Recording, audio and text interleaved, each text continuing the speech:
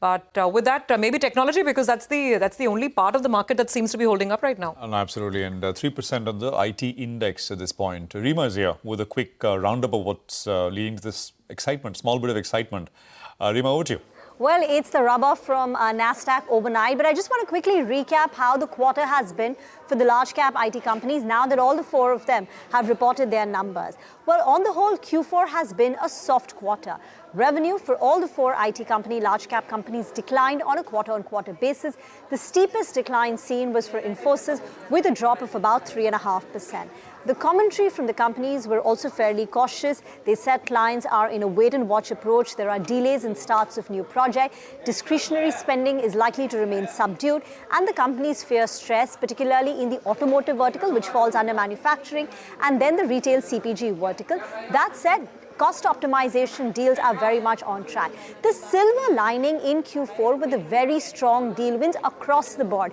Look at the numbers. For HCLTech, deal wins were up 40% on a sequential basis, nearing $3 billion. TCS's order book swelled by 20% quarter-on-quarter to $12.2 billion. Infosys' large deal wins were up 6%, while for Wipro, TCV, that's total contract value of deal wins, was nearly $4 billion.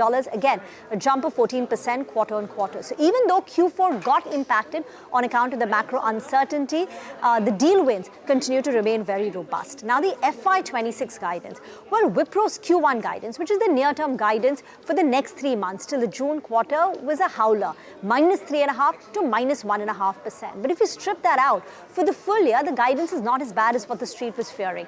Infosys talking about 0 to 3% growth, HCLTech 2 to 5%, and TCS is saying, at least for their major markets, which is stripping out, India, the BSNL deal, FY26 should be better than FY25, and margin guidance has remained unchanged both for HCLTech and Infosys. And when you round up FY25, well, it's been a very low growth year. For Wipro, it's the second consecutive year of a top-line decline, but even for the others, like in HCLTech, Infy and TCS, we are looking at just about a 4 to 5% kind of a top-line growth. And FY26, by all accounts, and the FY26 guidance is again going to be a very low growth year for the, at least, IT companies, large cap IT companies. Back to you. All right.